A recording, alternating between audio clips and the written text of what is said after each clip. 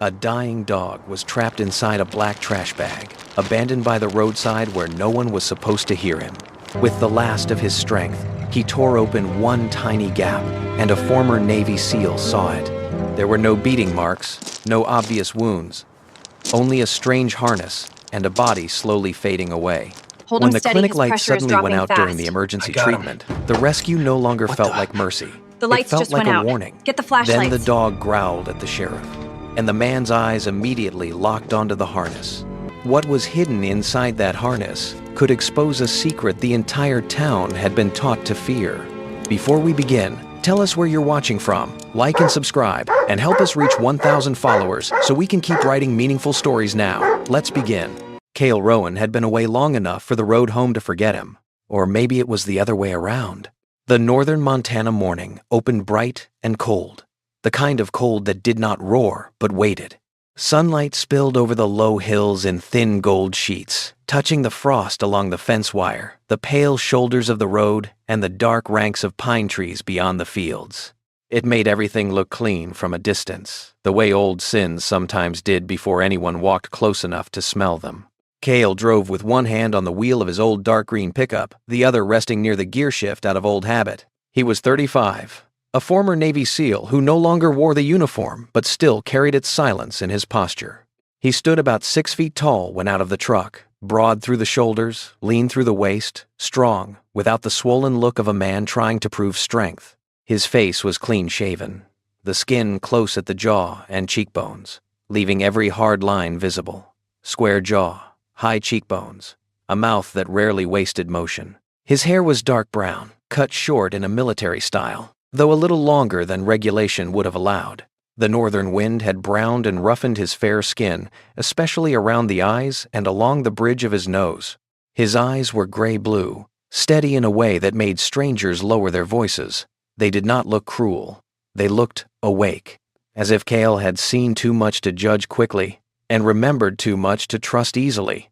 He wore the same clothes he had driven in for most of the trip back, an old military gray tactical combat shirt, soft from years of wear, the cuffs and shoulders slightly frayed, its color faded by washing, weather, and time. Beneath it showed the edge of a dark red thermal shirt, a little brighter than everything else on him, like one coal refusing to go out. His combat pants were old, too, brown earth and moss green, with worn knees and cargo pockets sagging from use. His boots were battered military work boots, the leather cracked at the creases. On his wrist sat an old military watch with scratches across the face. Nothing about him looked polished. Nothing about him looked uncertain either. He had come back after a long vacation that had not felt much like rest. 2 months of moving from state to state, sleeping in cheap cabins, fishing badly, hiking alone, and telling himself that distance was the same as healing. It wasn't, but distance was easier to organize. The house he was returning to had belonged to his uncle before it became his. A small place outside town, tucked between pine, pasture, and a road that saw more deer than people. Cale had not followed local news while away. He had not checked town gossip, county meetings, who sold land, who closed shops, who stopped waving. So when he crossed back into the county that morning, he did not yet know that the place had changed. He only knew that it felt quieter than it should. The road bent past an old drainage ditch and a line of snow-dusted weeds. Cale slowed instinctively where the pavement cracked into patched gravel. A raven lifted from a fence post and flapped away, black wings blunt against the pale sky. Then something moved near the ditch. Cale's foot eased off the gas. At first, it looked like trash. A black garbage bag had been dumped off the shoulder, half hidden in dead grass and dirty snow. Nothing unusual. People treated empty roads like confession booths. Toss the evidence out and drive on. He almost kept moving. Then, the bag shifted again. Not much. Not enough for most people to notice. A small tremor under the plastic. A faint pressure from inside. The bag's tied mouth had opened a little. Not wide. Just a torn slit where something had pushed against it from within. Cale stopped the truck. For a moment he sat still, engine rumbling, eyes fixed on the bag. The old part of his mind, the part trained to read shadows, wires, windows, disturbed earth woke without asking permission. Could be an animal, could be bait, could be nothing. The world rarely gave him nothing. He turned off the engine and stepped out. Cold air pressed against his face, sharp with pine sap, old snow, and road dust. The silence around him was too wide. No other cars, no voices. Only the distant tapping of a loose sign somewhere down the road. Cale moved toward the ditch slowly, boots crushing frost-stiff grass. The bag moved again. This time, he heard it. A sound so small, it seemed embarrassed to exist. Not a bark. Not even a whine. A breath with pain in it. Cale crouched beside the bag. "Easy," he said softly. No answer, of course. Only the thin, wet pull of breathing inside plastic. He took a folding knife from his pocket and cut the knot carefully, then widened the opening. Cold black plastic fell away like the wing of some ugly bird. Inside lay a German Shepherd. For 1 second, Cale did not move. The dog was male, maybe 6 years old, though starvation had carved years into him. His coat should have been beautiful cream, gray, and black sable, thick along the neck, darker across the back, and muzzle, but dirt and sweat had flattened it. His ribs showed in faint bars beneath the fur. His sides moved with shallow, uneven breaths. His paws were tucked awkwardly beneath him, as if he had fought the bag until his strength failed. Around his chest was a black harness with deep red trim, too tight now against the narrow cage of his body. His eyes opened, amber, clouded with exhaustion, but not empty. Cale had seen that look before, in men and animals both. Not pleading, not soft, something harder. A question. "Who are you?" Cale lowered his hand, but did not touch him yet. "I'm not here to hurt you," he said. The dog's ears barely moved. One twitched, then flattened again. There was no panic left in him. Panic required energy. What remained was stranger. A thin line of will stretched over an abyss. Cale looked over the body quickly. No obvious broken bones, no fresh blood pouring through the coat, no signs of beating.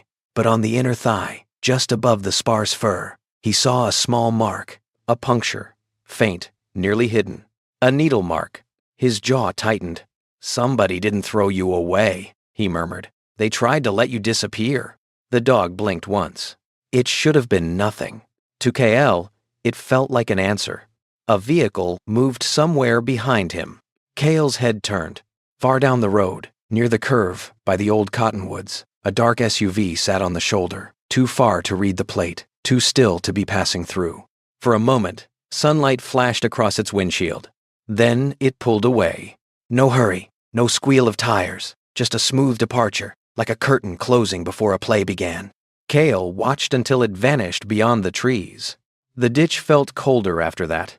He looked down at the dog again. The shepherd had tried to turn his head toward the sound, but the effort was too much. His muzzle dropped back against the torn plastic. Cale removed his jacket and laid it beside him. The dog's nostrils flared at the movement, not fear, calculation. "You made that hole yourself, didn't you?" Cale said quietly. The dog's paws were scratched raw at the nails. One claw had split. There were marks inside the plastic where he had pushed, dug, bitten, fought. Not enough to free himself, just enough to create a slit. Enough for one man to notice.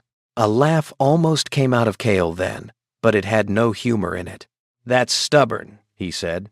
"That's very rude of you, refusing to die after somebody went through all that trouble." The dog's eyes shifted to him again, and for the first time Cale felt something pass through the space between them. Not trust, not yet. Trust was too expensive for creatures who had survived human hands. But recognition? Maybe. A soldier might have called it assessment. A priest might have called it grace. Cale only knew that something in his chest, something he had packed away with old medals and photographs he never looked at, had moved. He worked carefully. First, he loosened the plastic away from the dog's legs. Then, he slid one arm beneath the chest, feeling the harness bite hard against the animal's ribs. The dog's body stiffened, a low sound catching in his throat. "I know," Cale said. "I know. I'd bite me too." He paused, letting the dog feel the stillness of him. No sudden force, no impatience. The shepherd's breathing hitched.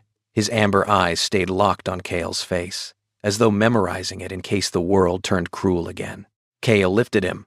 The dog weighed far less than he should have. Under the dirt and fur, he was all bone, heat, and trembling muscle. KL carried him up the ditch slowly, boots slipping once in the frozen mud. The harness pressed against his forearm, and he felt how rigid it was, how oddly built, too structured, too heavy for a simple road dog. He noticed it. Then the dog's breath stuttered, and the thought vanished beneath urgency. "Stay with me," KL said. The truck door groaned open.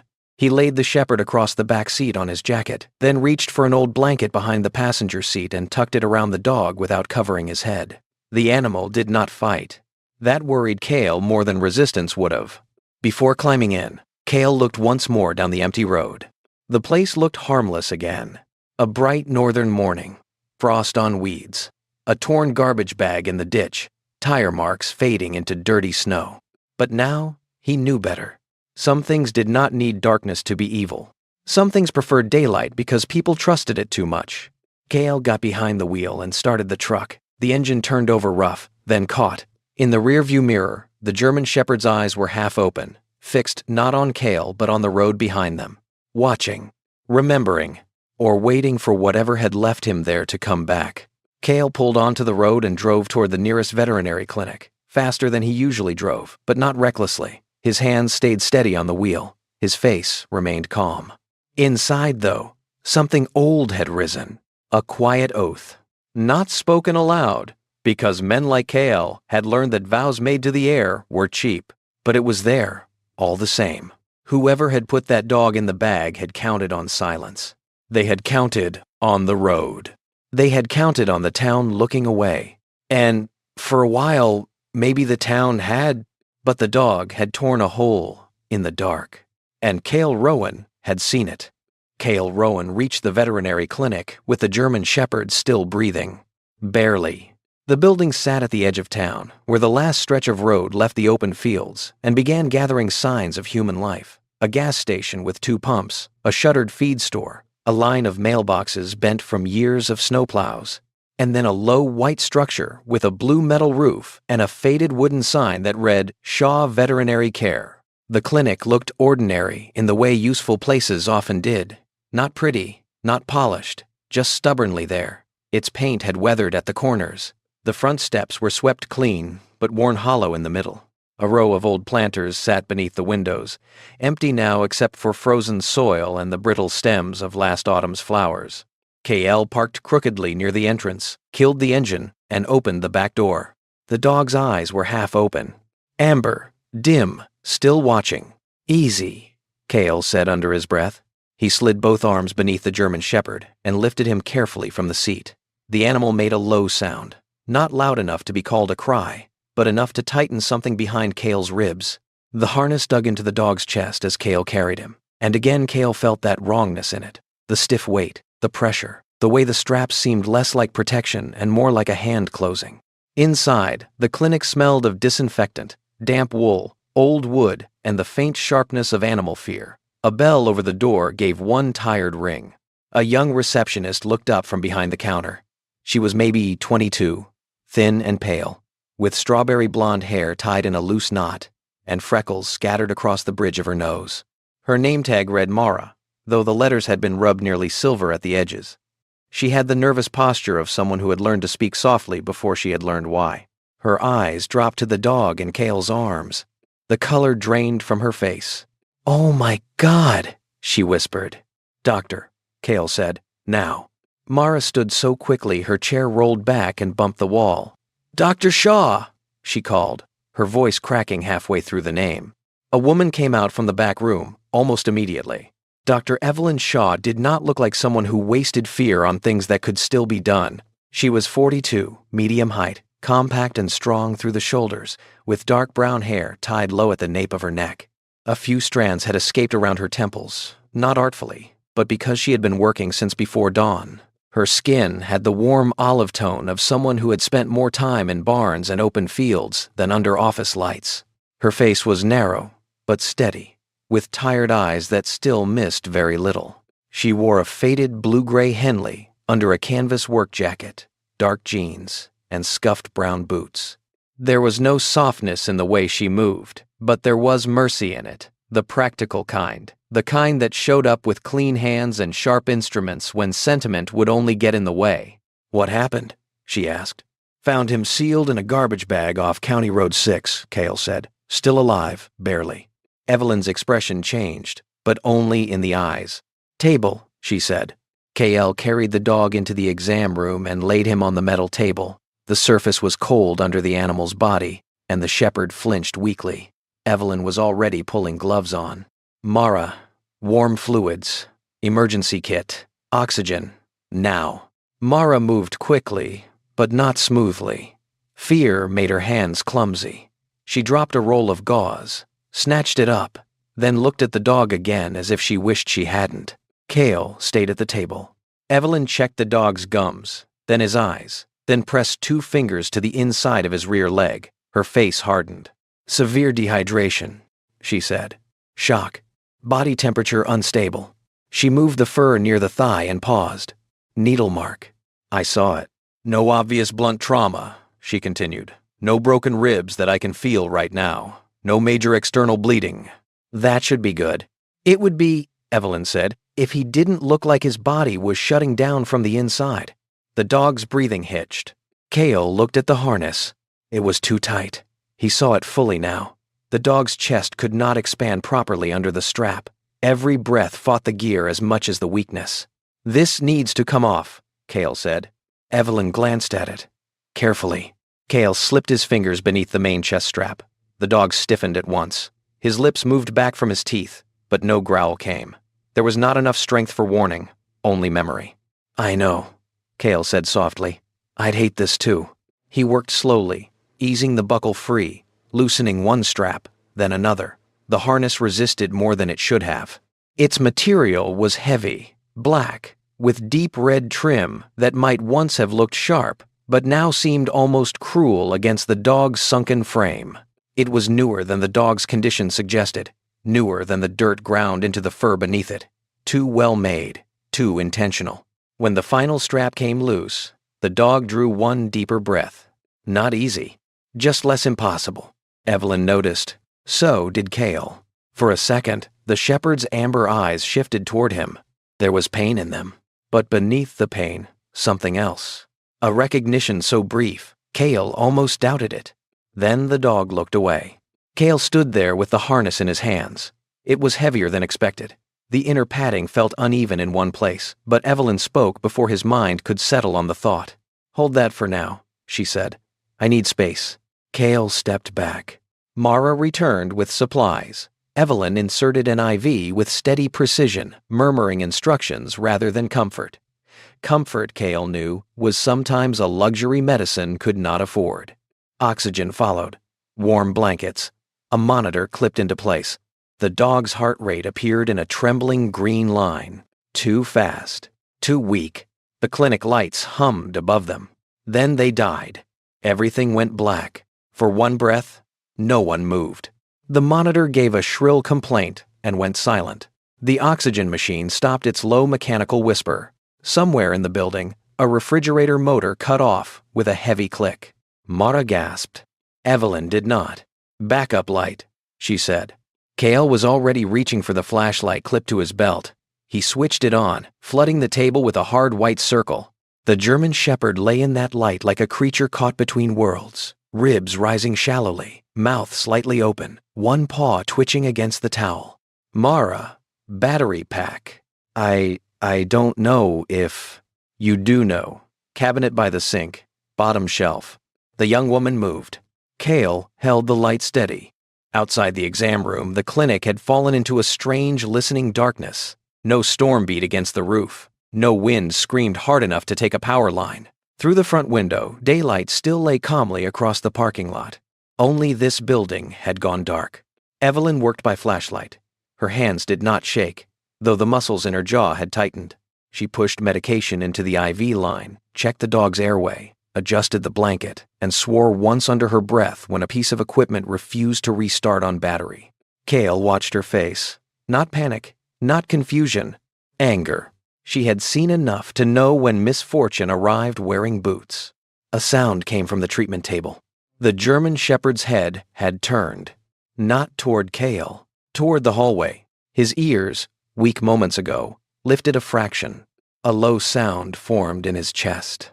It was almost too faint to hear, but Cale heard it. A growl.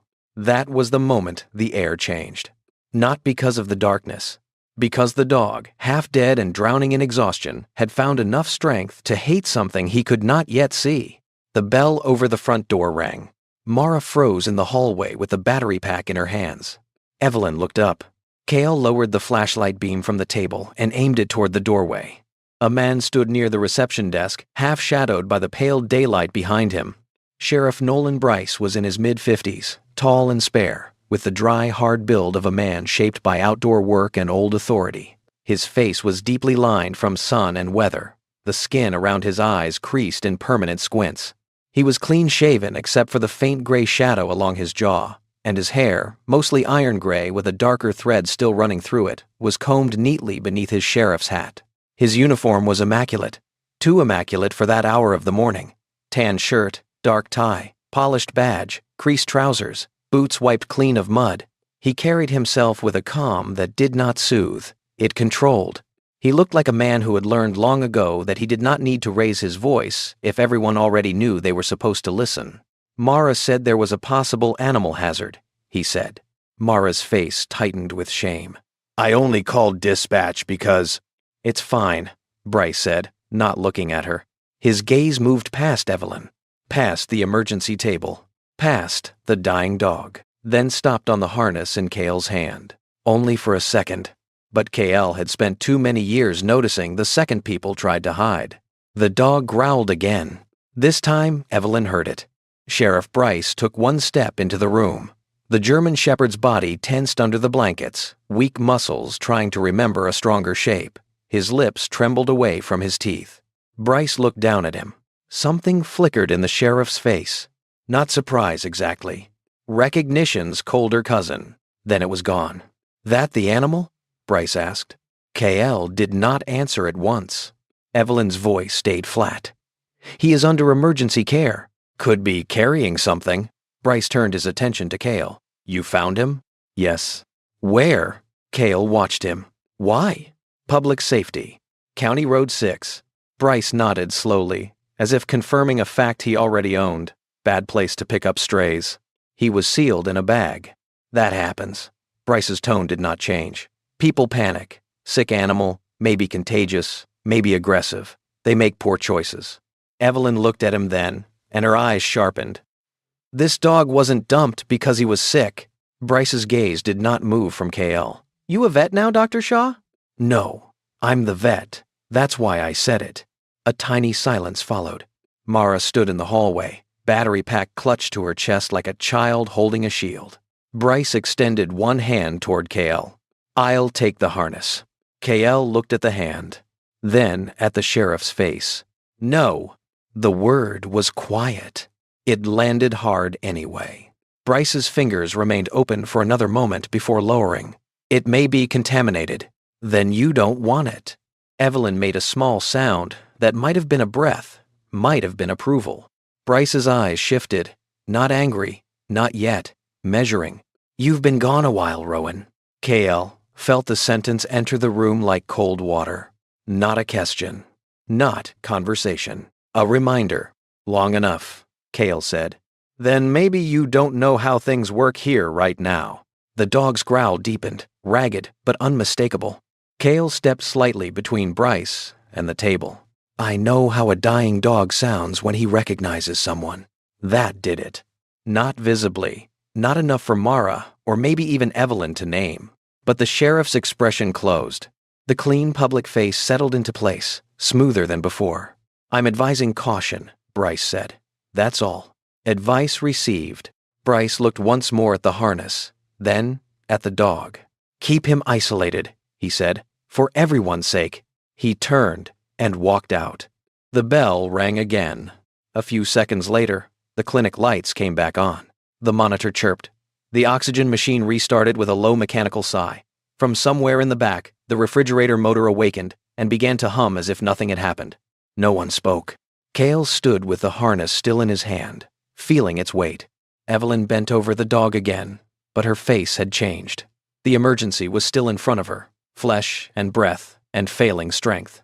Yet something else had entered the room now, something medicine could not diagnose. Mara whispered from the hallway. Power company said there's no outage. Evelyn did not look up. Cale looked at the dog. The German Shepherd's eyes were half closed now, his body spent by the effort of survival and warning. But one paw had shifted slightly toward Cale's side of the table, claws resting against the metal edge. As if, even nearly gone, he had chosen where to reach. Cale set the harness down beside him, but he did not let it out of his sight. Not anymore. Outside, the northern morning remained bright. Inside the clinic, the light had returned. But none of them believed it had come back clean. The power stayed on after Sheriff Nolan Bryce left. That should have made the clinic feel safer. It didn't. The lights above the exam table hummed with their old, tired brightness, throwing a clean white glare over stainless steel, glass bottles, folded gauze, and the German Shepherd lying under warmed blankets. The machines had started breathing again in their mechanical way, filling the room with small sounds that ought to have belonged to order. The soft tick of a monitor, the whisper of oxygen, the faint drip of fluid running through a clear line. But Cale Rowan had learned long ago that danger did not always leave when the door closed. Sometimes it stepped outside and waited. Dr. Evelyn Shaw worked without speaking for several minutes after the sheriff's departure. Her face remained calm, but it was not the same calm as before. Before, it had been medical calm. Steady, focused, built around what could be cut, cleaned, stitched, warmed, measured. Now it had a harder edge. A woman did not run a rural clinic for years without learning the difference between bad luck and a hand placed deliberately on the scale. Mara stood near the doorway with the battery pack still in her arms, though it was no longer needed. Her thin fingers clutched the plastic casing so tightly the knuckles had gone pale. The young receptionist's strawberry blonde hair had come loose around her face, and her freckles stood out against skin gone almost gray.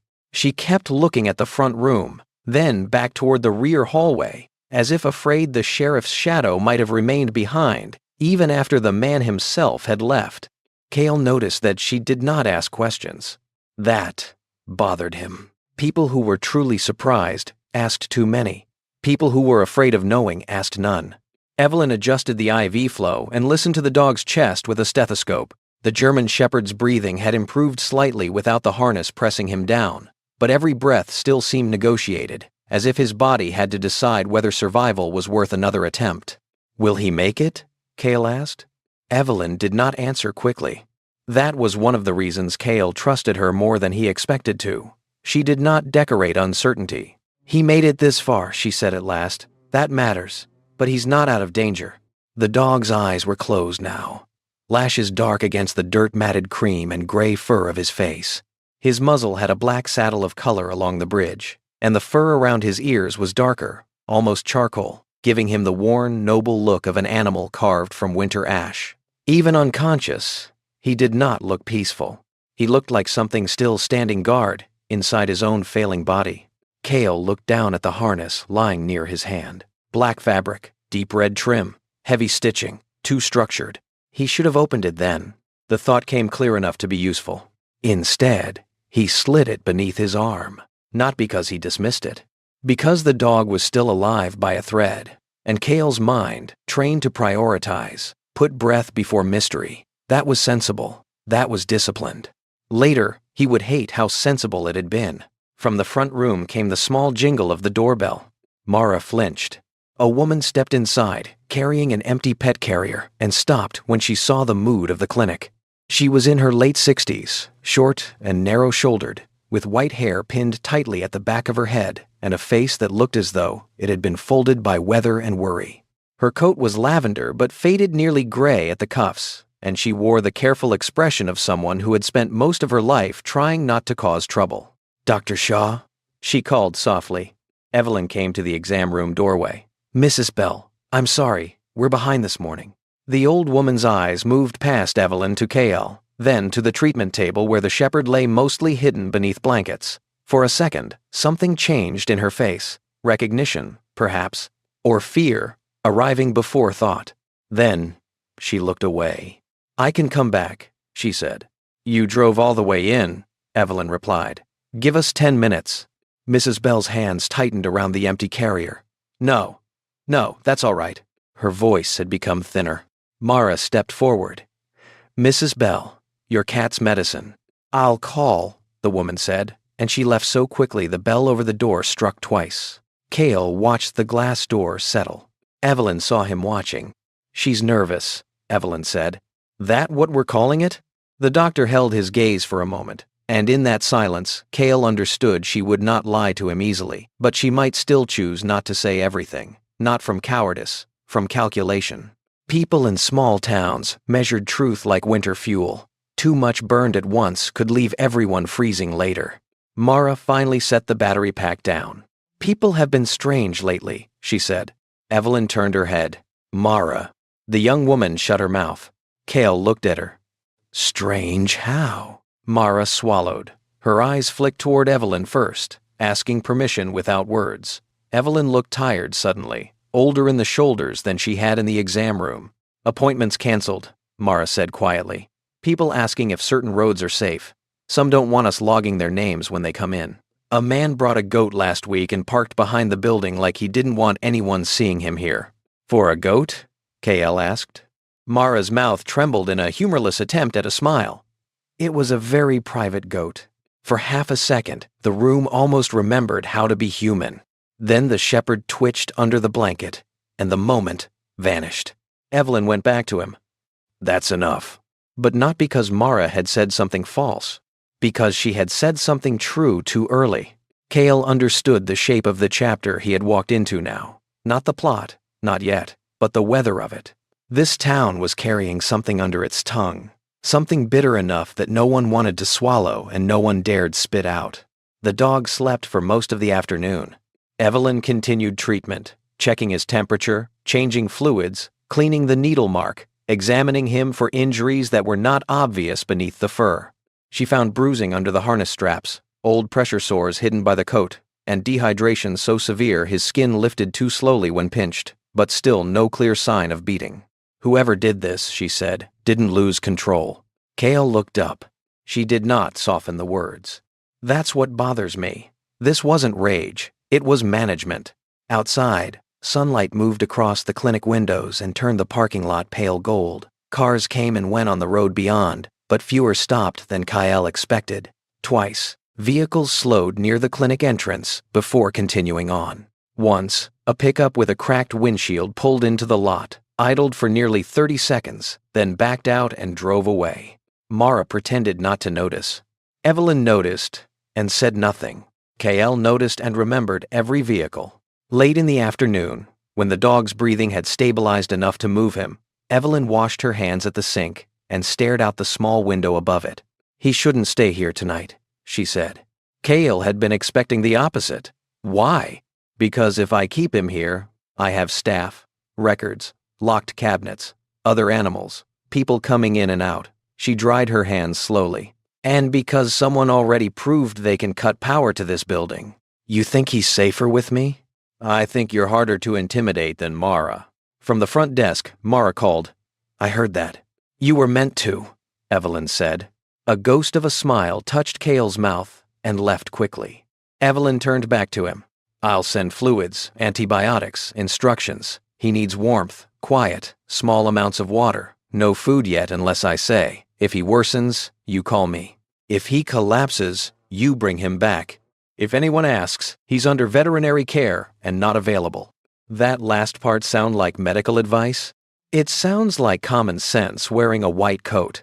Cale looked at the dog. The shepherd's eyes had opened again. Not fully, just enough to reveal that amber gleam beneath heavy lids. He was watching Cale. Not Evelyn. Not Mara. Cale. The look was not affectionate. It was not grateful in the easy way people liked rescued animals to be. It was wary, exhausted, and direct. A creature standing at the broken gate of himself, deciding whether the man before him was another storm or a possible shelter. Cale felt the weight of that look more than he wanted to. I don't even know his name, he said.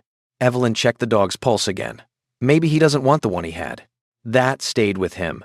By early evening, Cale carried the German shepherd out through the side door to avoid the front room. Evelyn walked with him, holding the bag of supplies. Mara remained behind the counter, pretending to organize paperwork while watching the windows. The air outside had turned colder. The bright day was thinning toward blue, and the shadows of pine trees stretched long over the clinic lot. Across the street, near the closed feed store, an older man stood beside a newspaper box. He was tall but stooped, with a narrow face, a gray mustache, and a brown wool cap pulled low over his ears. His coat hung loose from his frame, as if he had once been heavier and life had taken the extra from him. He did not move when Cale came out. He only watched the dog in Cale's arms. Then, very slowly, he took off his cap, not to Kyle, to the dog. The gesture was small, almost foolish, but it struck Cale harder than any warning. Evelyn saw it too. Her face changed. "Who is that?" Cale asked. "Tom Arlen," she said. "Retired lineman. Lost his son 3 winters ago." "How?"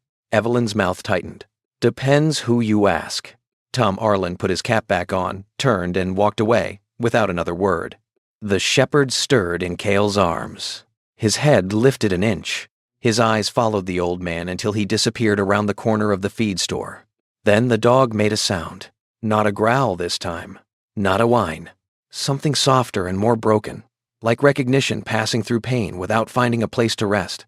Cale stood still. Evelyn did not speak. The evening seemed to hold that small sound in its hands. By the time Cale reached his house, the first stars had begun to appear over the dark pine ridge. The place looked almost unchanged. Narrow porch, weathered boards, metal roof, 2 chairs left out all season because Cale had never learned the habit of putting things away just to prove he cared about them. The windows reflected the last of the sky.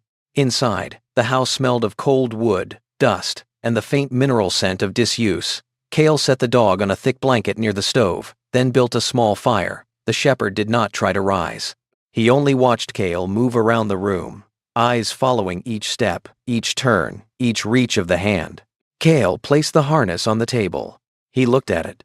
The uneven padding, the heavy seam, the red trim. Open it. The thought came again. He stood over the table for a long moment. Then the dog's breathing changed, shallow and uneven, and Kyle turned away to check him. He told himself the harness could wait until morning. Outside, wind moved through the pines.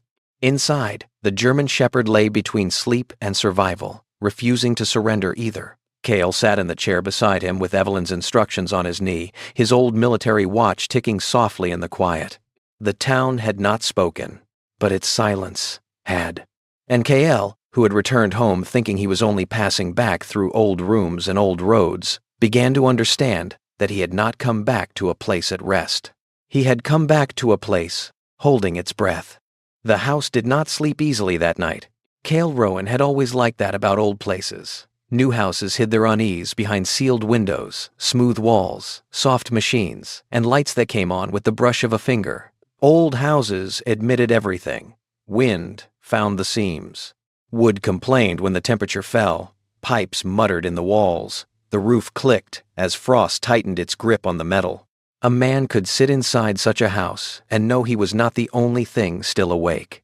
The German shepherd lay on the blanket near the stove, his body turned slightly toward the heat. The fire had settled into orange coals behind the iron door, giving the room a low, pulsing glow.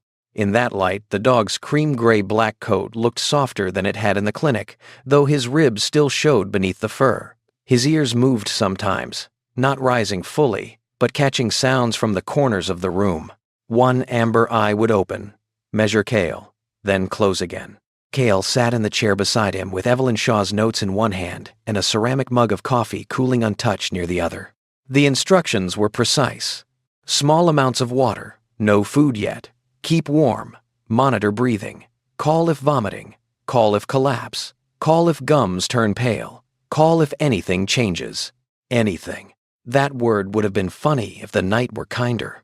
A half-dead dog sealed in a trash bag, a power cut at the clinic, a sheriff who asked for a harness before asking whether the animal would live, a town that looked away so carefully it might as well have been praying to silence. Anything had already changed. Cale lowered the paper and looked at the harness lying on the kitchen table.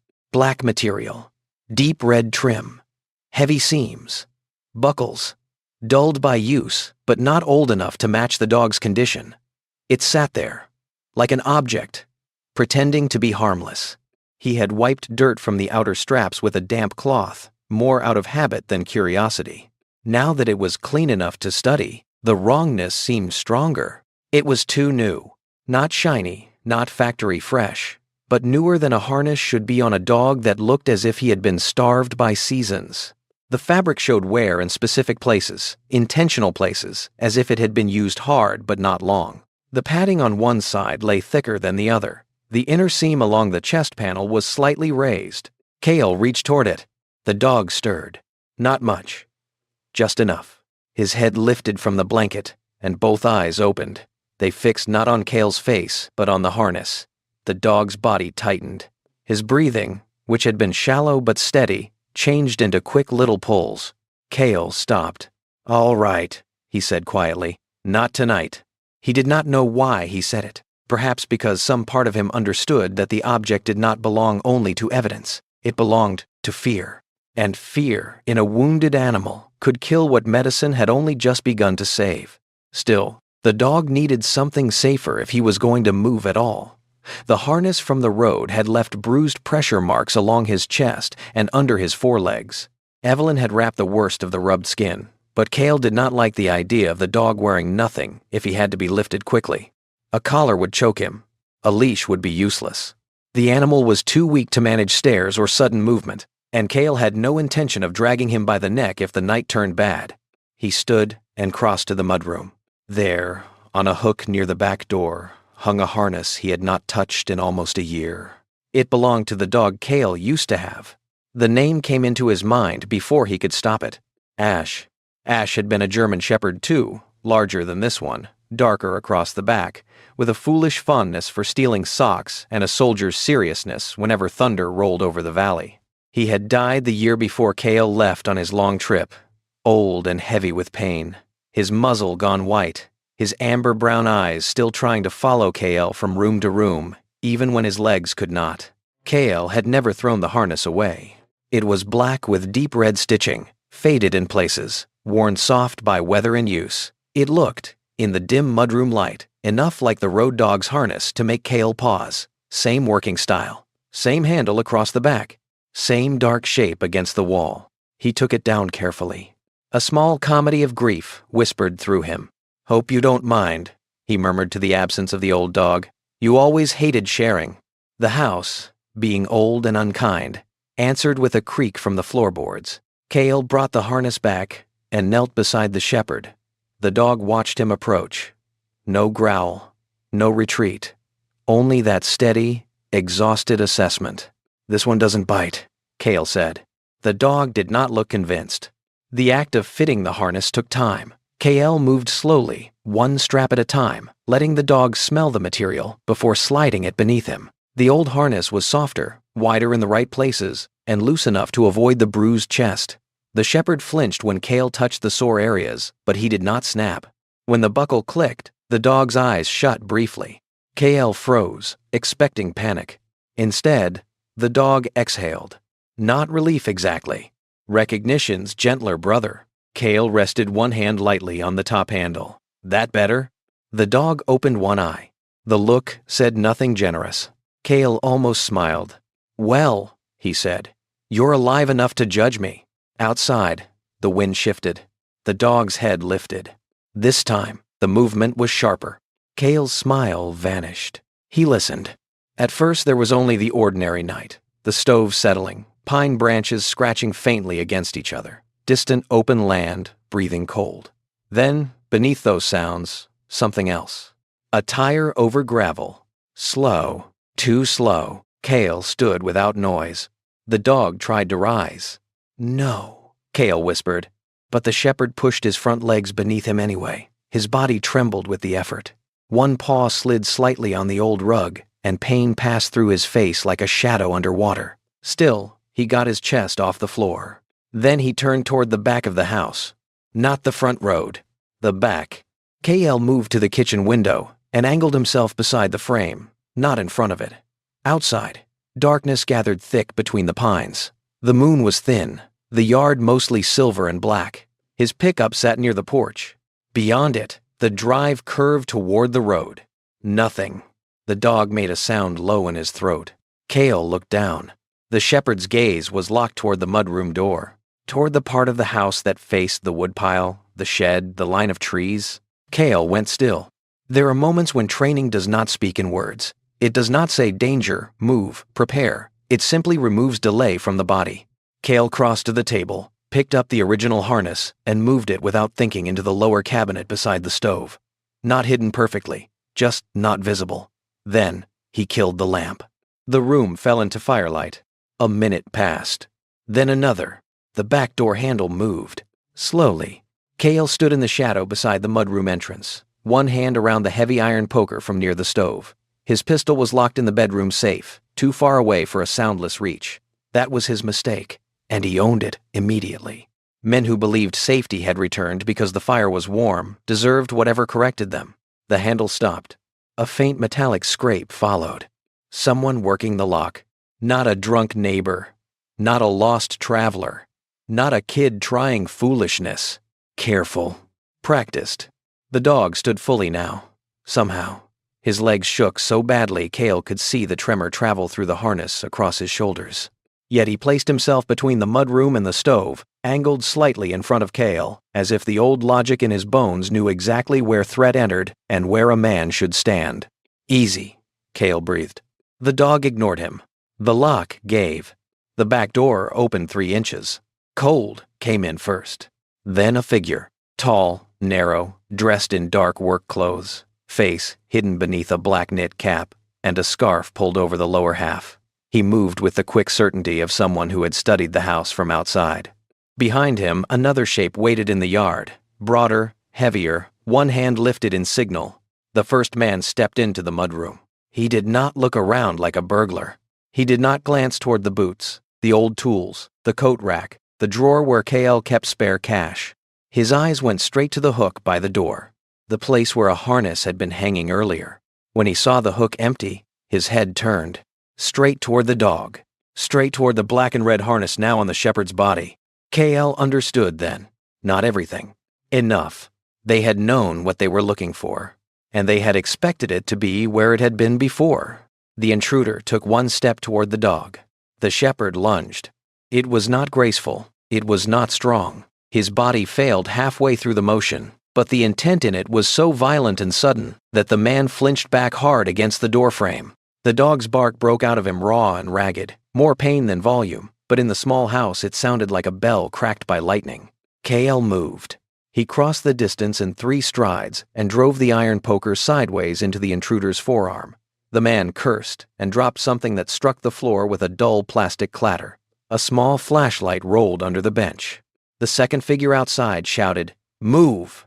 The first man staggered back through the doorway. Cale followed only as far as the threshold, enough to see the broader figure grab the intruder by the jacket and drag him toward the trees. No headlights came on. No engine roared nearby. They had left their vehicle farther out, or come on foot. Smart. Not smart enough. Cale stepped onto the back porch and raised the poker as if inviting them to reconsider. They did not. The 2 shapes vanished into the pines. For 3 seconds, the yard held only wind. Then, the shepherd collapsed behind him. Cale turned so fast his shoulder hit the doorframe. The dog lay on his side near the mudroom, breathing hard, the old harness twisted slightly across his ribs. His eyes were open, fixed on the door as if the men might come back through it by force of memory alone. Cale knelt beside him.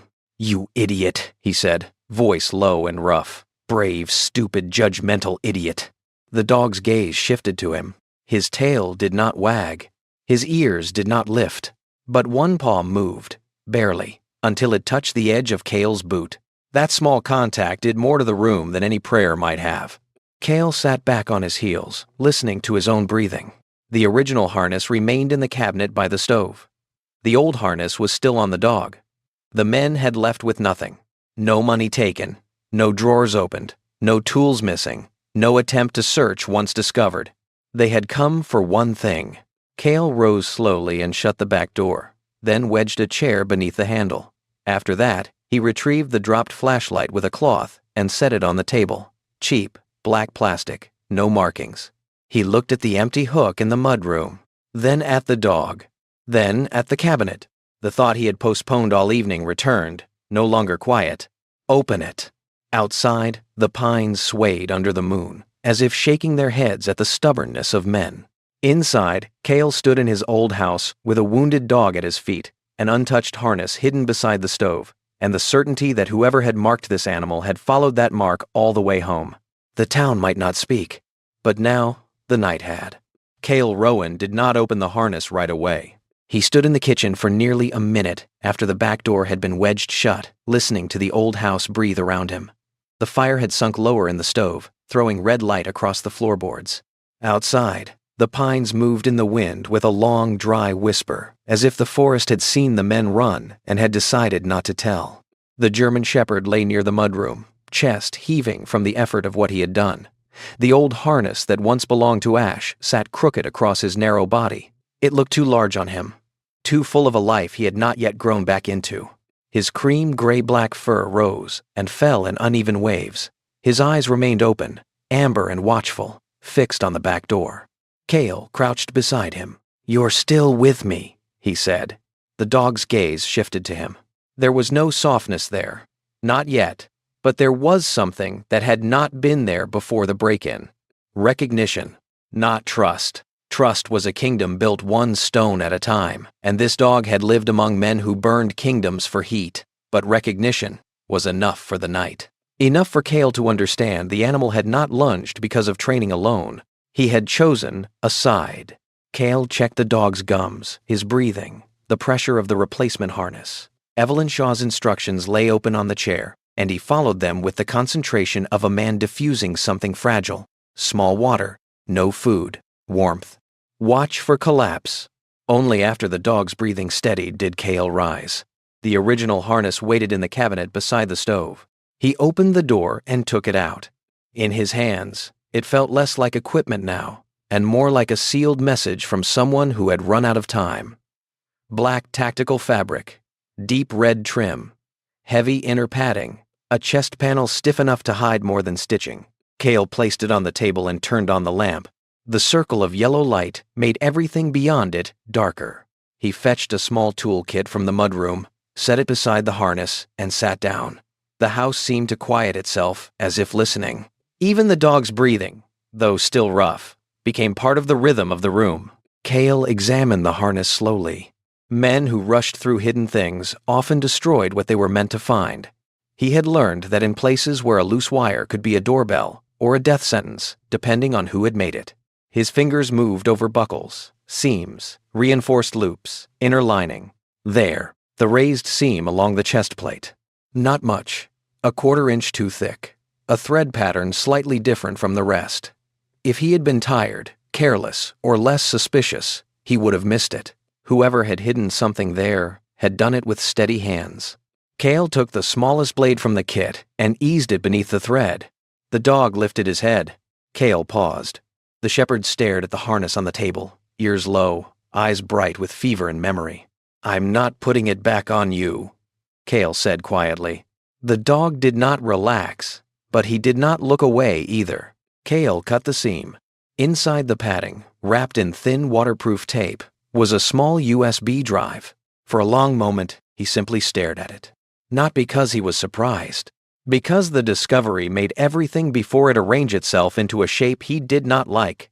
The bag beside the road, the needle mark, the power cut, the sheriff's eyes on the harness, the men at his back door moving with purpose, not greed. The dog had not been abandoned. He had been carrying something, and someone had tried to bury both messenger and message in black plastic. Cale held the USB between 2 fingers. It was small enough to disappear in a closed fist. Small enough to kill for, apparently. He did not plug it into his own computer. That was the first rule of strange data. Never let the serpent into your own house if you could study its shadow somewhere else. He took an old offline laptop from a locked drawer, a machine he used for documents he did not want touching the internet. It was outdated, ugly, and slow, which was why he trusted it. The screen came alive and pale blue. The USB loaded after a delay. 1 folder. No title. Inside were video files, root sheets, scanned documents, and a text file named simply, "If Found." Cale opened the text first. Only 6 lines appeared. If this reaches someone clean, keep the dog alive. His name is not on paper. The harness carries enough to start it. Bryce protects the road, not the law. Tell Voss. Do not trust local channels. Cale leaned back. The old house felt colder. The German Shepherd made a faint sound from the floor. At the word dog, perhaps, or at the name Bryce, or at something in Cale's breathing that had changed before he noticed it himself. Cale looked at him. What did they make you carry? He asked. The dog lowered his head slowly, but his eyes stayed open. Cale opened the first video. The image trembled, low to the ground, the angle strange, until he understood. A camera mounted near chest height on a moving animal. Concrete floor. Boots. Wooden pallets. A loading bay lit by harsh white lamps. Men carrying crates without labels. A truck with county relief markings on the side. Then a voice. Muffled. Male. Angry. Get him out before Bryce changes the route. The video jerked as the dog moved. A man appeared in frame for half a second, kneeling close. Mid-40s, lean, with rough brown hair and a narrow face made gaunt by stress. He had the look of someone who had slept badly for months and kept working anyway. His eyes were gentle when he looked into the camera, which meant he was looking at the dog. Good boy, the man whispered. The German Shepherd on the floor suddenly tried to rise. Cale turned. The dog's body trembled. His ears had lifted halfway. His amber eyes were locked on the screen, not confused, not frightened in the simple way of an animal hearing noise. Remembering. On the laptop, the man's hand entered frame. It touched the camera, then the dog's muzzle. Run if I tell you, the man said. Don't wait for me. The shepherd made a sound that seemed to come from a wound deeper than the body. Cale shut the laptop halfway. Silence returned. But not the same silence. Somewhere inside that broken animal, a name had been struck like a bell. Cale had no right to know it yet. Still, he felt the echo. The knock at the front door came at 1:17 a.m. 3 soft taps. Not hurried. Not timid. Cale closed the laptop fully and moved without sound. The German Shepherd lifted his head again, but this time he did not growl. His body stiffened, uncertain. Cale picked up the iron poker from beside the table and moved to the front window, staying beside the frame. A woman stood on the porch. She was alone. Early 40s, compact, dark-haired, and still in the way predators and professionals could both be still. She wore a charcoal field jacket, dark utility pants, and boots that had seen wet roads that night. Her hair was pulled back tight at the nape of her neck. Her face was sharp rather than pretty, with high cheekbones, a firm mouth, and eyes that seemed to measure exits before expressions. One hand was visible at her side. The other held up a leather ID wallet toward the window. Cale Rowan, she called, voice low. My name is Lena Voss, Federal Investigation Unit. I'm not here for the dog. I'm here because somebody else is. Cale did not open the door immediately. Badge can be bought. So can uniforms, she replied. You learned that today. He said nothing. She looked toward the darker side of the house, where the pines stood close. 2 men came through your back door less than 10 minutes ago. One limping now, probably forearm injury. They cut across the tree line toward an old service road. If I were with them, I wouldn't be knocking. Cale opened the door 6 inches, chain still on. Lena Voss looked smaller up close than her presence suggested. She was maybe 5'6", built narrow but hard, with the kind of discipline that made tiredness look like a decision rather than a condition. There were faint shadows under her eyes. Not weakness. Work. Her gaze moved once over Cale's face, the poker in his hand, the chain on the door, then past him toward the dim room. Is he alive? She asked. Cale's eyes narrowed. The dog? Yes.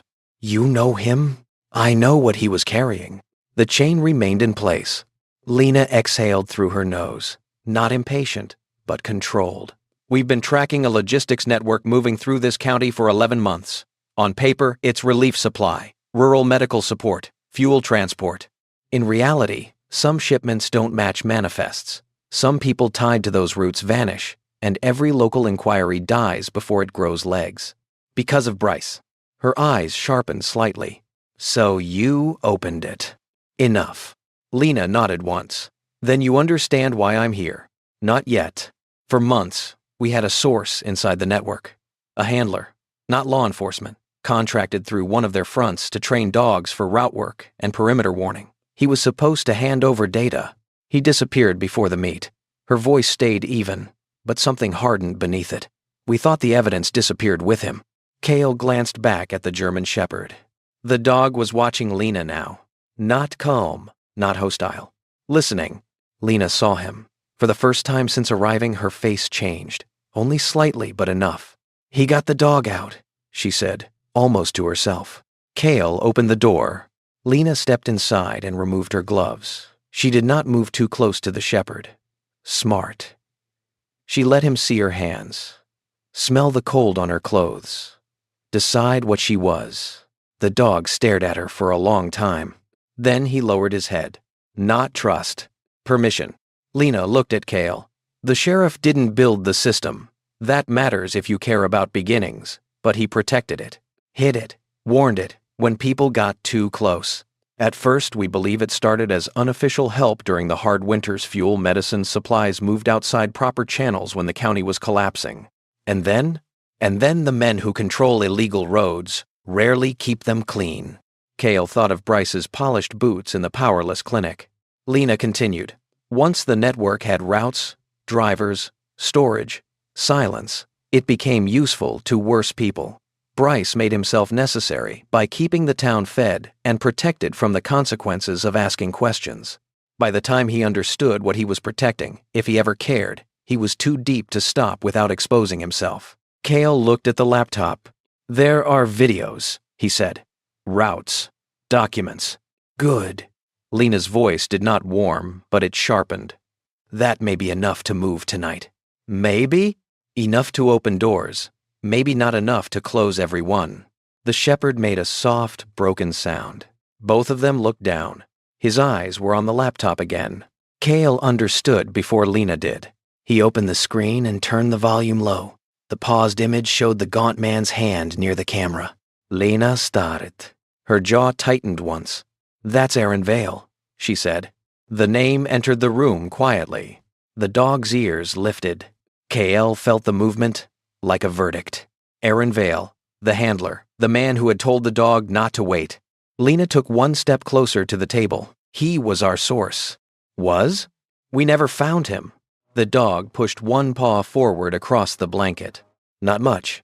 Just enough to touch the leg of the table beneath the laptop. Cale had seen men salute with less devotion. For a few seconds, no one spoke. Outside, the wind worried the pines. Inside, a dying fire painted the room with red and shadow, and a wounded dog lay between a former soldier and a federal investigator, holding a dead man's unfinished courage inside his body like a lantern under the ribs. Cale closed the laptop softly. What happens now? He asked. Lena looked toward the dark windows. Now we move carefully, because whoever came here tonight will report that you still have something. Bryce will know federal eyes are on you if he doesn't already. And if he thinks the dog carried more than you found, he'll come again. Lena did not soften it. Yes. Cale looked down at the shepherd. The dog was exhausted again, eyes half-lidded, body trembling under Ash's old harness. He had been thrown away, poisoned, hunted, and still somehow managed to deliver the truth to a man who had almost walked past the world's smallest sign of life. Cale picked up the USB and placed it on the table between himself and Lena. You said tell Voss, he said. Her eyes met his. Someone did, she replied. Not a smile, but something close to grief passed between the words. Cale looked toward the back door where the chair still braced the handle, then to the front window, where the glass reflected his face back at him, tired, hard-eyed, no longer just a man returned from a long absence. Outside, the county slept under frost and stars, pretending it had no secrets. Inside, its first secret had finally been named. Lena Voss did not stay near the windows. That was the first thing Cale Rowan noticed after she finished explaining what the USB meant. She moved through his old house like a person who had already drawn a map of danger in her head.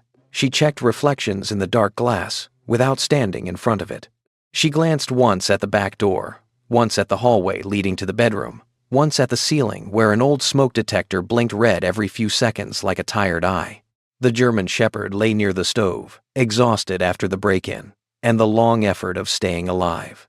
Ash's old harness rested loose around his thin body, the black fabric and dark red stitching rising and falling with each shallow breath. His cream gray-black coat caught the firelight in uneven patches. He looked too fragile to be dangerous, too worn to be brave. But Kale knew better now. Bravery did not always stand tall. Sometimes it lay on the floor with needle marks under its fur and still watched the door. Lena took the USB and copied its contents to a secure drive she carried in a small case under her jacket. Her movements were efficient, almost cold, but there was no carelessness in them. She did not treat the evidence like files. She treated it like a pulse. "Who else knows you're here?" Kale asked. "2 agents positioned outside the county line," Lena said. "1 surveillance unit near the South Access Road. I came in quiet because if I brought a convoy to your front door, Bryce would know before I stepped off the porch. He may know anyway. He will soon." Kale looked toward the dark windows. "Because of the men who ran." "Yes, and because someone has been watching this house since you left the clinic." The sentence did not surprise him. That was how he knew it was true. Lena zipped the case shut. "Bryce doesn't need proof that you have everything. Men like him don't wait for proof when fear gives them permission to act." From the floor, the shepherd lifted his head. His ears did not rise fully, but his eyes sharpened. He stared toward the back of the house, past Kale, past Lena, toward the mudroom where the chair still braced the door. Kale turned. Nothing sounded at first. Then his old house spoke. A board creaked beneath weight that did not belong to wind. Lena's hand moved inside her jacket. Kale stepped toward the dog, not away from him. "How close are your people?" "Close enough if they hear trouble," she said. "That isn't an answer. It's the only one we have time for." A light flashed outside the window. Not headlights. Too low, too brief. A signal. The German shepherd struggled to rise. His legs shook violently, but he pulled himself up anyway, shoulders trembling beneath the borrowed harness. A low sound gathered in his chest, raw and thin, like thunder trapped under ice.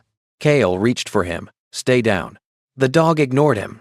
Lena's eyes moved from the animal to Kale. "He knows," she said. Kale did not ask what. He already understood enough. The shepherd had learned the rhythm of danger before Kale had found him. A scent near the door, a silence in the yard. The small shift in air before men came to finish what they had failed to bury. The first shot did not hit anyone. It shattered the kitchen window. Glass burst inward in a bright, cold spray. Kale shoved Lena down with one arm and turned his body toward the dog. The round punched into the cabinet behind the stove and buried itself in old wood with a heavy crack. The house erupted. Not in chaos. Exactly. Chaos was for people who did not know what to do next. Kale's body moved before fear could become language. He killed the lamp. Lena rolled behind the kitchen island, weapon drawn. The shepherd barked once, a broken sound full of pain, then staggered toward Kale, as if gravity itself had become something he intended to argue with. "Bryce?" Kale asked.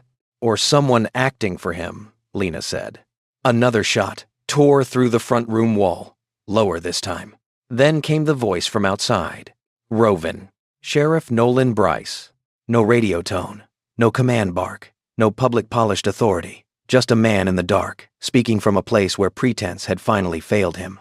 "Send the woman out," Bryce called, "and put the dog down before this becomes worse than it has to." Kale stayed low behind the island, one hand pressed against the shepherd's chest to keep him from moving forward. Under his palm, the dog's heart hammered. Lena's jaw tightened. "He knows I'm here." "Your people?" "I sent an alert when the window broke." "Outside," Bryce continued, calmer than any man had a right to be. "You don't understand what you stepped into. This county was dying before men like you came back pretending rules were enough to keep people alive." Kale looked toward the broken window. Cold air moved in, carrying the smell of pine, gunpowder, and wet earth. "You cutting power to a clinic part of keeping people alive?" Kale called. A pause. Then Bryce said, "You think I wanted any of this?" There it was. Not confession, not apology. The old cloak men wrapped around rot when they needed it to look like sacrifice. Kale shifted toward the hallway. His pistol was in the bedroom safe, too far, but not unreachable if Lena held the room. Bryce's voice came again, lower now. "When the winters got bad, the state sent forms. I found fuel. I found medicine. I found drivers who would move what needed moving. People ate because roads stayed open that were never supposed to exist. And then people disappeared, Lena said from behind the island. Her voice cut through the dark house like wire. Bryce went silent. That silence told KL more than denial would have. You protected the road, Lena continued. Then you protected the men using it. Then you protected yourself. Outside, someone moved along the porch. Cale saw the shadow cross what remained of the window. The shepherd saw it too. He tore free from Cale's hand. No. The word left Cale sharp and low, but the dog was already moving. He did not have strength. Not real strength. His body was a ruin held together by refusal. Yet he launched himself toward the side of the room, just as a man came through the broken window frame. Boot first, dark coat scraping glass from the sill. The intruder was not one of the same men from earlier. This one was younger, broad-necked, with a square jaw and close-cropped black hair visible beneath a pulled-down cap. His face had the blank concentration of someone following orders he had chosen not to understand. He carried a short weapon low in both hands. The shepherd hit him before he could raise it. Not with the force of a healthy dog, with the force of a dying oath. The dog slammed into the man's knees, jaws catching fabric and flesh. The intruder cursed and stumbled sideways. His weapon discharged into the ceiling, blasting plaster dust into the air like dirty snow. The shepherd cried out as the man kicked him hard in the ribs. Cale reached them in 3 steps. He drove his shoulder into the man's chest and took him down against the wall. The weapon skittered under the table. The man fought well enough to prove he had done violence before. But Cale was not fighting to win a contest. He was removing a threat. A knee, an elbow, a wrist, twisted past resistance. The man hit the floor and stayed there, gasping. The shepherd lay near the stove, curled inward around pain. Cale's world narrowed to the dog for half a second. That was when Bryce entered through the front door. He had a pistol in his hand. No badge visible now. No hat. His gray hair was damp from the night mist. His face lined and pale in the fire's dying glow. Without the clean frame of uniformed certainty, he looked older. Not weaker exactly, but more human in the worst way. A man who had spent years explaining himself to himself and had finally run out of audience. Lena aimed at him from behind the island. "Drop it," she said. Bryce did not. His eyes moved to the USB case near Lena's knee, then to Cale, then to the dog on the floor. For the first time, hatred broke through the calm. Not loud. Not wild. Tired. "You have no idea what happens when this comes out," he said. Cale stood between Bryce and the shepherd. "I think you're scared people will finally know it already happened." Bryce's pistol shifted a fraction. Toward Cale, the shepherd moved. It should have been impossible. He pushed himself up with a sound that was not a growl, not a cry, but something older than both. His legs buckled. He rose anyway. Blood darkened the fur near his side, where the kick or glass or some older wound had opened him again. His eyes locked on Bryce. And then he stepped in front of Cale. One step. Only one. His body shook so badly the harness trembled against his ribs, but he stood there, thin and wounded and absurdly certain, placing himself between the gun and the man who had stopped beside the road. Lena did not breathe. Cale felt something inside him go very still. The shepherd was not obeying a command. No one had given one. He was not protecting a handler from memory. Not exactly. He was choosing in the present with whatever remained of his broken body. A creature once thrown away had decided, against all evidence, that one human life was worth guarding. Bryce saw it too. Something flickered in his face, and for one brief, terrible second, he looked ashamed. Then, blue-white light flooded the windows. "Federal agents," a voice shouted outside. "Weapon down." Bryce turned his head. That was all Lena needed. She fired once, not at him, but into the doorframe inches from his shoulder. Wood splintered. Bryce flinched. Cale moved at the same time, driving forward, knocking the pistol arm wide. The gun hit the floor as men in dark field gear poured through the front and rear entrances. 2 federal agents took Bryce down hard. One was a tall black man in his late 30s with a shaved head, heavy shoulders, and calm eyes that missed nothing. His name patch read Hollis. He moved with the controlled force of someone trained to end danger without wasting anger. The other was a lean, younger woman with tan skin, dark hair braided tight, and a quick, hawk-like focus. She covered the room while Hollis cuffed the sheriff. Bryce did not fight once he hit the floor. Perhaps he understood. Perhaps he was simply tired. His cheek pressed against the worn boards of Cale's house, hands dragged behind his back, the polished sheriff reduced at last to breath, bone, and consequence. Cale did not watch long. He dropped beside the shepherd. "Evelyn," he said, though the doctor was not there. The dog's breathing was wrong. Too fast. Wet at the edges. His eyes were open but unfocused. Amber turned dim beneath pain. "Get Dr. Shaw here," Cale snapped. "Now." Lena was already speaking into her radio. Cale placed one hand on the dog's neck, careful, desperate, feeling the pulse flutter beneath the fur. "Stay with me," he said. The shepherd's eyes moved slightly. To him, Cale's voice broke before he could stop it. "No, you don't get to do that and leave. You hear me? You don't get to choose me and then leave." The room around them filled with commands, footsteps, radios, the metal click of cuffs, agents clearing corners, Lena giving orders. Outside, engines idled under the trees. The county's long silence had finally cracked open.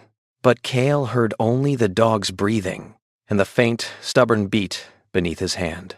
Evelyn arrived 12 minutes later in a wool coat thrown over her work clothes, hair half loose, face pale and furious. She carried an emergency bag in one hand and moved through federal agents as if they were furniture in her way. "Move!" she ordered. No one argued.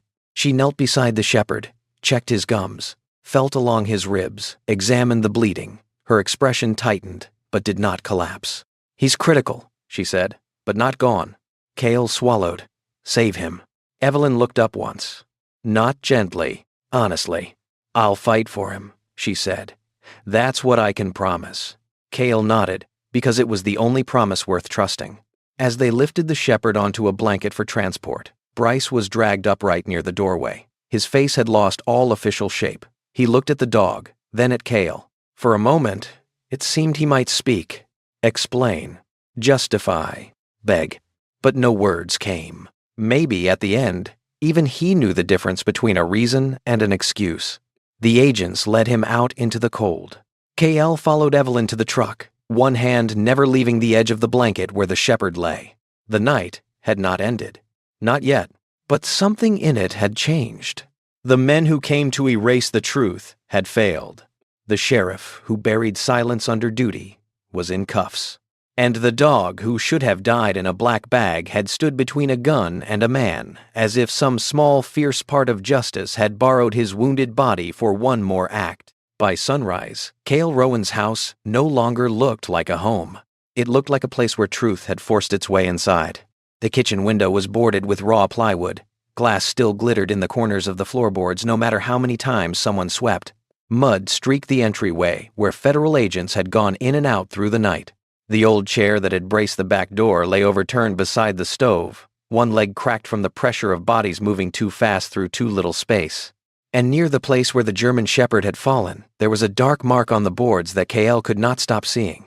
Evelyn Shaw had taken the dog back to the clinic before dawn. Cale had followed in his truck, headlights cutting through the cold blue morning, one hand on the wheel, the other still feeling the phantom weight of the dog's head beneath his palm. Lena Voss had ridden with him in silence. She had not offered comfort. Cale was grateful for that. There were griefs too close to the bone for gentle words. Touched them too soon, and they turned savage. At the clinic, Evelyn had vanished into the treatment room with Mara at her side and the wounded dog wrapped in blankets. Then, the door had closed, and Cale had been left outside it, waiting. A man who had once waited for extraction under hostile skies found the waiting room worse.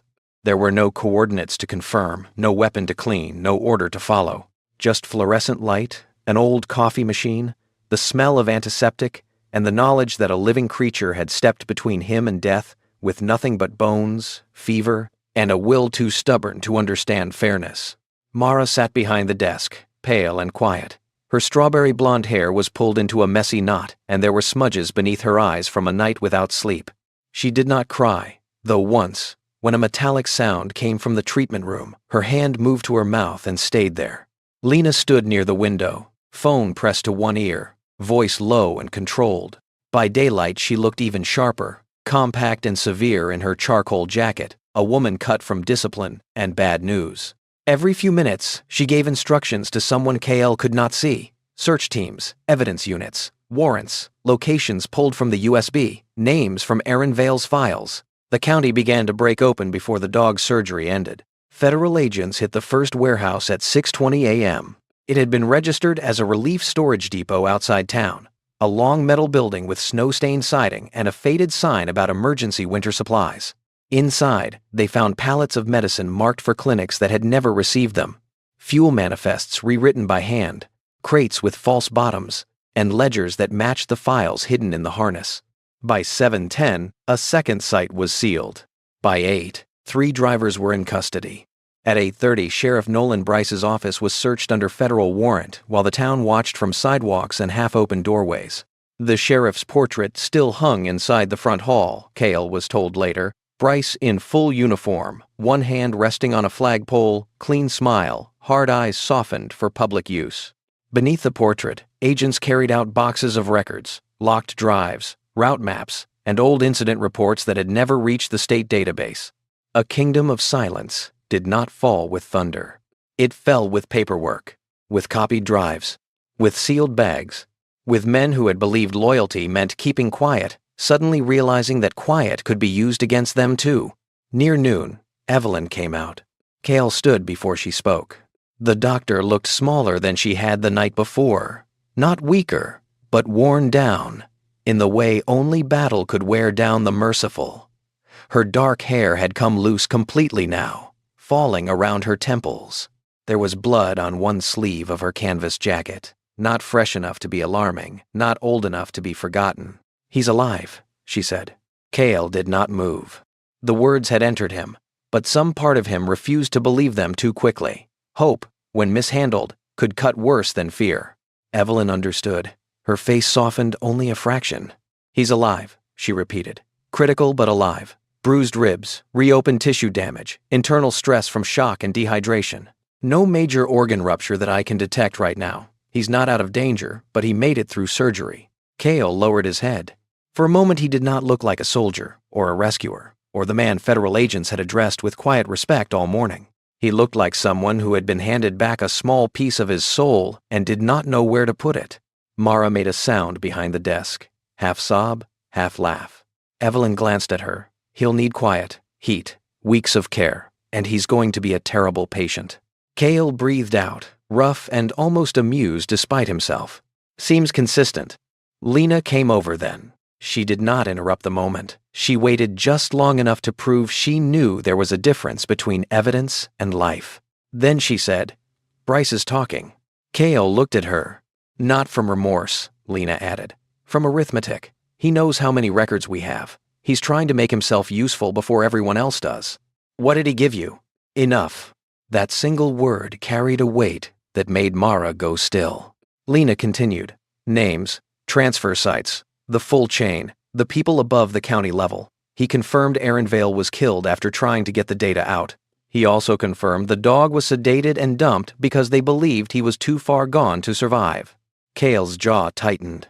Outside, the sky had gone strangely clear. Sunlight lay across the clinic parking lot, bright enough to make frost shine along the edges of tires and weeds. It looked like a morning built for forgiveness. Cale distrusted it. "What about the others?" he asked. "The missing?" He nodded. Lena's expression changed. "Not much. Enough. Some have been located alive, held under false work contracts, debt threats, transport coercion. Some had been moved out of state. Teams are coordinating now." She paused. "Some won't come home."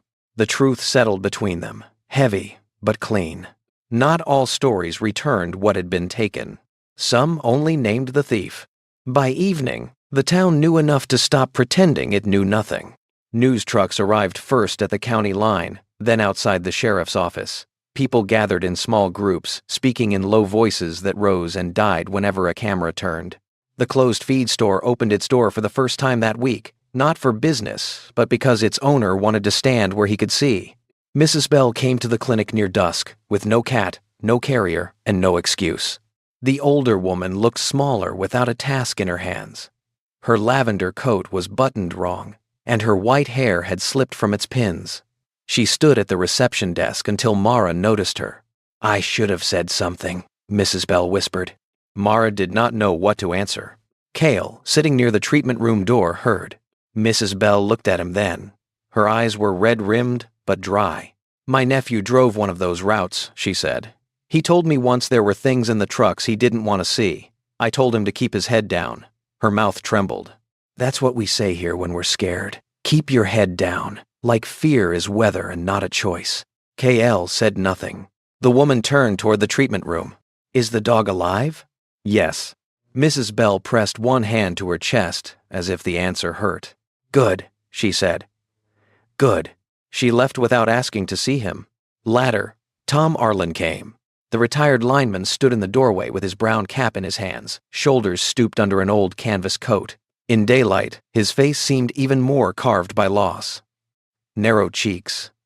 Gray mustache. Eyes faded, but not weak. Evelyn led him inside. After a long look, he did not approach the treatment room door. He only stood in the hallway and spoke to Cale. "My boy worked under Bryce one winter," Tom said. "Temporary driver. Said they were moving medicine. Said it felt good doing something useful." His fingers tightened around the cap. Then he started coming home quiet. Then he stopped coming home.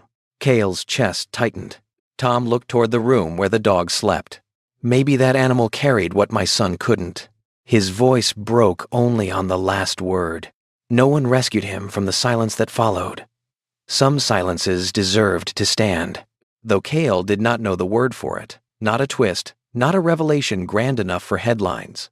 Just an old father standing before a closed door, realizing that justice had not arrived as a sword or a sermon, but limping, starving, wrapped in a black trash bag, with amber eyes and a refusal to die. 3 weeks passed before the German Shepherd left the clinic.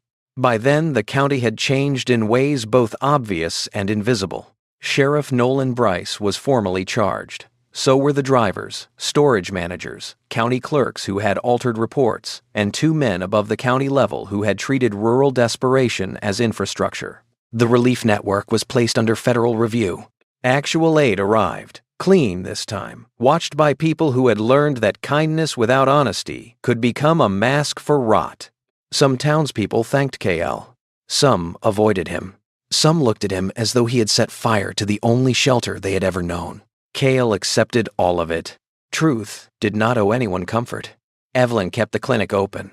Mara stopped flinching every time the bell over the door rang, though she still looked up too quickly. Mrs. Bell returned with her cat, and a pie no one asked for. Tom Arlen came once more, and left a worn brass dog tag at the front desk. Not his son's, Mara later explained. His son had never worn one. It was from an old hunting dog that had followed the boy everywhere when he was young. "For luck," Tom had said. Evelyn tied it to the clinic's corkboard with a piece of twine. The German Shepherd noticed it the day Cale brought him home. He was still thin, still bandaged, still moving carefully as if every step required a private negotiation with pain. But he was alive in a fuller way now. His eyes were clearer. His coat had begun to lift again from the skin, the cream and gray returning under the grime of survival. The old tactical harness was gone for good. Ash's harness had been cleaned and adjusted, but Cale did not put it on him that day. Instead, Evelyn handed Cale a simple leather collar. Brown, plain, soft from her own hands working the edges. "No red trim," she said. Cale took it. "No red trim," he agreed. The dog watched them both from the blanket near the clinic door. Evelyn crouched first. "You're going with him," she told the shepherd. "Try not to judge his housekeeping too harshly." The dog blinked. Mara sniffed behind the counter. Cale looked at Evelyn. "Does he need a name?" "He had one once," she said, "but that life used him." Cale looked down at the dog. The shepherd held his gaze. Not pleading, never pleading, choosing slowly or allowing himself to be chosen. "I'll wait," Cale said. The drive home was quiet. At the house, repairs had begun but not finished. The kitchen window was new glass now. The back door had a stronger lock.